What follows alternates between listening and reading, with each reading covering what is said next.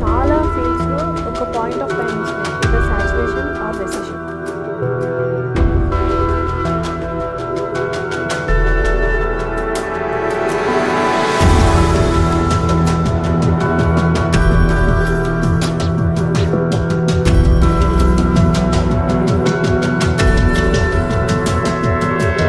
Quality maintain చేయరు, delivery commitments చేయరు. ఇప్పుడు మై హోమ్ ఉంది, మై హోమ్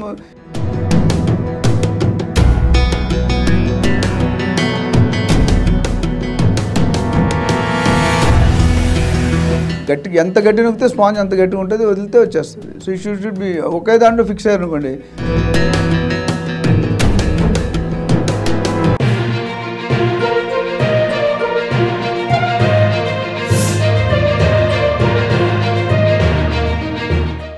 ఇప్పుడు చాలా ఫీల్డ్స్లో ఒక పాయింట్ ఆఫ్ టైం వస్తుంది, either saturation or recession.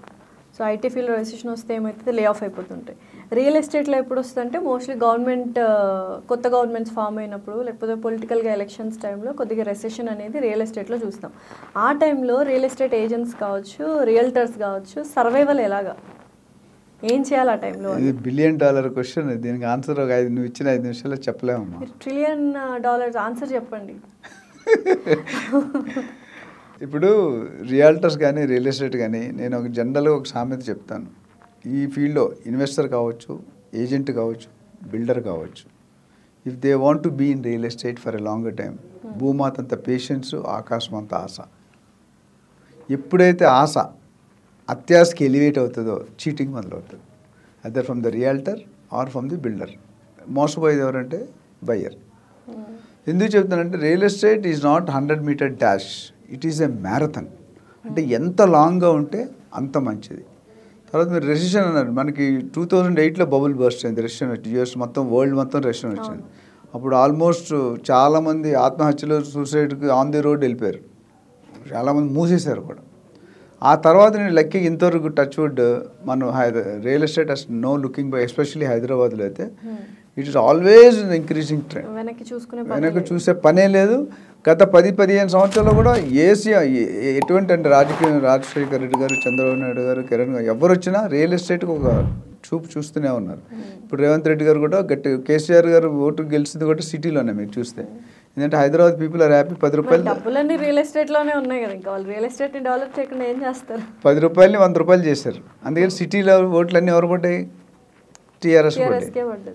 City బయట ఎవరు పడ్డాయి? మొత్తం కాంగ్రెస్ పడ్డాయి. So people are not happy. అంటే ఈ సిటీలో సో రియల్ ఎస్టేట్కి ఉన్న వాల్యూ అది. Today if you find out, మన ఏదో పేపర్లో article 30% of billionaires are from Hyderabad in ఇండియాలో మొత్తం మిగతా వాళ్ళతో పోలిస్తే 30% ఆర్ ఫ్రమ్ హైదరాబాద్. అంటే అదాని, అంబానీ పక్కన పెడితే, and pharma companies are entering in to real estate.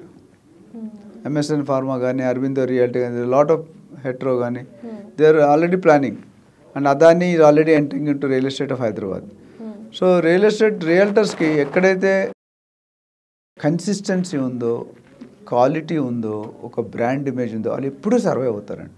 ఇప్పుడు చాలామంది కొంతమంది ఛానల్స్ ఎగ్నెస్ట్గా గవర్నమెంట్ రియల్ ఎస్టేట్ డమాల్ హైదరాబాద్లో పడిపోయింది, ఏమీ లేదు, రేవంత్ రెడ్డి వచ్చిన తర్వాత మొత్తం పడిపోయింది. మరి అలాగైతే అందరు బిల్డర్ మూసుకొని వెళ్ళిపోవాలి కదా. చంద్రబాబు నాయుడు గారు వచ్చినప్పుడు కానీ అమరావతి డెవలప్ అయిపోతుంది, ఇంకా హైదరాబాద్లో రియల్ ఎస్టేట్ ఇప్పుడు మీడియాలో నేను చాలా చెప్తాను, ఇదిగో తోక అంటే అదిగో పులి అంటారు. మీడియా లక్షణాలు అవి, మీరేను కదా ఎవరైనా, వాళ్ళ వ్యూస్ వాళ్ళకి కావాలి. మొన్న ఒక ఆయన కేటీఆర్ గారు మినిస్టర్ నుండి ఒక వీడియోలో పెట్టాడు, కేటీఆర్ని రాత్రి రిజైన్ చేశాడు, మినిస్టర్గా మాట్లాడుతున్నట్టు రిజైన్ చేశాడు రాశాడు. ఊరికే వ్యూస్ క్లిక్ అవుతుంది. అంటే మీడియా కూడా కొద్దిగా సెన్స్ ఆఫ్ హ్యూమర్ ఉండి రెస్పాన్సిబిలిటీ తీసుకుని ఇవ్వండి. మీరు ఒక 10% ఇటు 90% ఫేక్, 10% కరెక్ట్ ఉండకూడదు. మినిస్టర్ పవర్లోనే రిజైన్ చేశారని రాశారు. అలాగే ఇప్పుడు మీరు అడిగిన దాన్ని నేను ఏంటంటే, ఈ చిన్న రియల్టర్స్, ఏజెంట్స్ టెంపరీగా ఉంటారు చూడండి, పార్ట్ టైం, వాళ్ళందరూ ఎగిరిపోతారండి.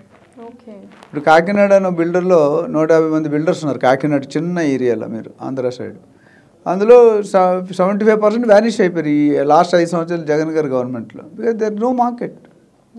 ఆంధ్రప్రదేశ్ చేసుకొని 25 years బ్యాక్. ఇక్కడ వచ్చేసరికి బిజినెస్ ఎప్పుడు కూడా ఉంటుందండి. ఇప్పుడు Tata is not surviving, Tata is surviving. Tata అంటే మీరు క్వాలిటీ డౌట్ చేస్తారా? బ్రిటానియా అంటే క్వాలిటీ డౌట్ చేస్తారు, గోద్రేజ్. కానీ మన local companies we will doubt. And మీరు డీలర్స్ కూడా ఏం చేస్తుంటే కొత్త ప్రొడక్ట్స్ని ప్రమోట్ చేస్తారు. రీజన్ ఏంటో తెలుసా? దే విల్ ఓన్లీ ప్రమోట్ పాత ఉంటాయి. కొత్తవి ఏంటి అంటే ప్రాఫిట్స్ ఎక్కువ ఉంటాయి. కొత్త వాళ్ళు రావాలంటే ప్రాఫిట్స్ ఎక్కువ. పాత దాంట్లో తక్కువ కూడా అంటే ఖర్చు తక్కువ ఉంటుంది, ప్రాఫిట్స్ ఎక్కువ ఉంటాయి. ట్రేడర్ కంటే ఏంటంటే వాడు తెచ్చేస్తాడు, అమ్ముతాడు, అమ్మిన దానికి కమిషన్ ఇస్తాడు. అది కొత్త బ్రాండెడ్ ప్రొడక్ట్స్ ఇవ్వరండి అంత. ఇప్పుడు తనిష్కి వెళ్ళిన వాడు డిస్కౌంట్లు మాట్లాడు, కంపెనీ ప్రెసిడెంట్. మీరు వేరే లోకల్ గోల్డ్ జ్యువెలర్స్కి వెళ్తే రేట్ మాట్లాడతాడు. సో అట్లా బ్రాండ్ ఈజ్ ఫిక్స్. సోనీ ఉందనుకో, ఆల్ ఓవర్ ఇండియా ఎక్కడైనా ఒకటే రేటు. అదే మిగతా కంపెనీస్ నెగోషియేట్ చేస్తాయి. సో రెసిషన్ వచ్చినప్పుడు ముందు ప్లానింగ్ ఉండాలి, ముందస్తు ప్లానింగ్. అంటే ఏంటంటే ఇప్పుడు బిజినెస్ అనేది అప్స్ అండ్ డౌన్స్. ఎప్పుడు కూడా బిజినెస్ యావరేజ్ 1 monthకి 2 monthsకి చూడరు. Average for 1 financial year, April 1st నుండి March 31st నెక్స్ట్ ఇయర్ వరకు చూస్తారు. సో 2 నెలలు. ఇప్పుడు ఆ రియల్ ఎస్టేట్ కూడా కొన్ని నెలలు ఆషాఢ మాసం ఏం బిజినెస్ జరగదు, మూడాళ్ళు ఉన్నోడు ఏం బిజినెస్, మంచి రోజులు లేనోడు చేరు కదా. దసరా అప్పుడు బాగా అవుతాయి కార్లు కానీ రియల్ ఎస్టేట్ కానీ. సో ఆ సీజనల్కి ఎఫెక్ట్ రెడీగా ఉండాలి. It should be like a sponge. గట్టిగా ఎంత గట్టి నొక్కితే స్పాంజ్ అంత గట్టిగా ఉంటుంది, వదిలితే వచ్చేస్తుంది. సో ఈ షుడ్ బి ఒకే దాంట్లో ఫిక్స్ అయ్యారు అనుకోండి. ప్రాబ్లం ఎక్కడ వస్తుందంటే ఒకటి ఆశ ఎక్కువ, టూ గ్రీడ్ పెరిగితే ఆశ అయిపోతుంది. అట్లనే క్వాలిటీ మెయింటైన్ చేయరు, డెలివరీ కమిట్మెంట్స్ చేయరు. ఇప్పుడు మై హోమ్ ఉంది, మై హోమ్ ఇచ్చిన దానికి 2 నెలల ముందు ఇచ్చేస్తాడు కమిట్మెంట్. కొంతమంది 20 సంవత్సరాలు 10 సంవత్సరాలు డిలే అయిన ప్రాజెక్ట్స్ కూడా ఉన్నాయి హైదరాబాద్లో. సో చెక్ పోస్ట్ దగ్గర ఒక బిల్డింగ్ అలానే ఉండిపోయి ఉంటుంది. అది 3 చేతులు మారినాయి ఆల్రెడీ. ఎప్పటికీ అలానే కన్స్ట్రక్షన్ ఫామ్ లోనే ఉంటుంది. అంటే అది ఏమైందంటే దాని మన సబ్జెక్టు అది గవర్నమెంట్లోనే పాలసీ తేడా ఉంది. అది హైయెస్ట్ జూబ్లీస్ రేటు పెట్టడానికి అదే కారణం. మార్కెట్లో 60-70 వేలు ఉంటే 1,36,000 డీల్ క్లోజ్ చేశారు. 1,30,000. బట్ ఇది అప్పుడు ఎన్ని 20 years అయిపోయింది, అది ఆగిపోయి ఆల్మోస్ట్ అవుతుంది, 18-20 years అవుతుంది కదా. బట్ ఎవరికి నష్టం దానివల్ల? బిల్డర్స్కే. ఎందుకంటే గవర్నమెంట్ హై రేజ్ ఇస్తాను, హై రేజ్ ఇవ్వట్లేదు. రియల్ ప్రాబ్లం నాకు తెలియదు, but there is some issue. అంటే కేబీఆర్ పార్క్ అనుకోను, అది with part of the KBR park కదా. అక్కడ 25,000 30,000 పెడుతున్నారు అడుగు. ఎవరు కొంటారు? సెంటర్ మంచి location, and that is the area which spoiled entire real estate market. 70-80,000 ఉంది, 1,36,000 క్లోజ్ చేశారు ఒక్క గజం. అర్ధాంతరంగా ఆగిపోయింది అది. అప్పుడు సత్యము, ఐసిఐసిఐ, నాగార్జున వీళ్ళు తీసుకున్నారు. దాని తర్వాత చేతులు ఇప్పుడు మంత్రి ఎవరో చేస్తున్నారు. ఐ థింక్ సునీల్ మంత్రి అనుకుంటా. సో కమింగ్ బ్యాక్, రెసిషన్ అనేది అందరికీ ఉంటుందండి. మనం ప్రిపేర్ అవడంలో ఉంటుంది ప్లానింగ్. చాలామంది ఏంటంటే రెక్కాడితే కానీ డొక్కాడదు అనేది కరెక్ట్. బట్ ఏ రోజు ఆ రోజు సంపాదించుకునేవాడు బిల్డర్ రియల్టర్ అని అడ్వాన్స్ ప్లానింగ్ ఉండాలి. ఎందుకంటే ఒక డీల్ ఉంది అనుకోండి, ఒక వారంలో అవ్వచ్చు, ఒక నెలలో అవ్వచ్చు, 6 నెలల్లో, 1 yearలో కాకపోవచ్చు. Every possibility depends upon the size of the ticket, that government policies of the మార్కెట్లో పొలిటికల్ లీడర్ ఎవరు ఉన్నారు. అందరూ రియల్ ఎస్టేట్ మీద ఫోకస్ చేయకపోవచ్చు కదా. కొంతమంది ఐటీ, చంద్రబాబు నాయుడు ఐటీ మీద చేశారు స్టార్టింగ్లో చూస్తే, తర్వాత ఇప్పుడు అన్నీ చేస్తారు. సో ఒక్కొక్క టైంలో ఒక్కొక్క హైమ్ ఉంటుంది. రియాలిటర్ అంటే ఎకనామిక్ కండిషన్కి రెడీగా ఉండాలి. యుఎస్ రేషన్ అయితే ఇక్కడ పడిపోతాం, పక్కన వార్ అయితే మన షేర్ మార్కెట్ పడిపోతుంది. సో రియల్టర్ అనేవాడు ప్లానింగ్ ఉండి, కన్సిస్టెన్సీ ఉండి, సర్వీస్ ప్రాపర్. మీ దగ్గర ఇప్పుడు 100 రియల్టర్స్ ఉన్నారు, 100 బిల్డర్స్ ఉన్నారు. మీ దగ్గరికి ఎందుకు రావాలి? There are so many anchors. You have your own brand image, I have my own brand. మీ దగ్గర చాలామంది స్పీకర్లు వస్తారు. నా అంత ఎక్స్పీరియన్స్ ఎంతమంది వస్తారో లేదు మీకు తెలుసు. మీలాగా మీ ఇప్పుడు ఇక్కడ లాస్ట్ అంటే ఒక యాంకర్, ఒక వాల్యూ ఉంది, ఒక బ్రాండ్ ఇమేజ్ ఉంది. అట్లా బిల్డర్స్ కూడా, పెద్దవాళ్ళందరూ కూడా ఆ ఇమేజ్ కొంతమంది మెయింటైన్ చేస్తున్నారు, కొంతమంది మెయింటైన్ చేయట్లేదు.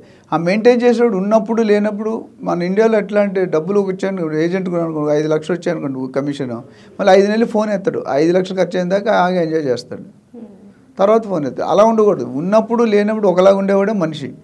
మనం ఇప్పుడు ఉద్యోగంలో మంచి ఉద్యోగం వచ్చింది, మంచి జాబ్ వచ్చింది, మనం ఎవరికి చెప్తామో చెప్పాం. ఉద్యోగం పోయింది 100 మంది చెప్తాం, అరే నా ఉద్యోగం పోయింది, ఎలా బతకాలి, నేను పెంచలేకపోతున్నా, భార్య బిడ్డలు అంటాడు. అదే బిజినెస్ బాగా జరిగింది అనుకో, మళ్ళీ ఎవరు చూడ్డు. బిజినెస్ పడిపోయిందంటే నా అప్పు బాబు, నా బిజినెస్ లాస్ అయింది. So it's balance both. ఇప్పుడు నేను చాలామంది చెప్తాను, లైఫ్లో సక్సెస్ఫుల్ ఎవరు, ఒక హస్బెండ్ ఉన్నాడు అనుకోండి, ఒక అబ్బాయి మదర్ని వైఫ్ని బ్యాలెన్స్ చేయగలిగితే వాడు లైఫ్ సర్వైవ్ అవుతాడు. ఒక పక్క వెళ్తే వాడు బతుకతాం. చాలా డిఫికల్ట్ టాస్క్. డిఫికల్ట్. ఇప్పుడు చాలామంది ఫ్యామిలీస్ డైవర్స్ అయ్యేవి అందుకే అమ్మా. People are not able to manage both wife and mother, ఇద్దరు ఈక్వల్ ఇంపార్టెంట్. ఆవిడ మన ఎవరో చెప్తున్నారు, అమ్మ చాలా కష్టపడుతూ కంటుంది పిల్లల్ని. భార్య వచ్చిన తర్వాత దాన్ని కష్టపడడానికి జీవితాంతం కంటిన్యూ చేస్తుంది భార్య అనే ఆవిడ. అంటే అమ్మగారు కష్టపడి మనకు కన్నారు, భార్య వచ్చిన తర్వాత భార్య ఆ కష్టాలను కంటిన్యూ చేస్తుందంట.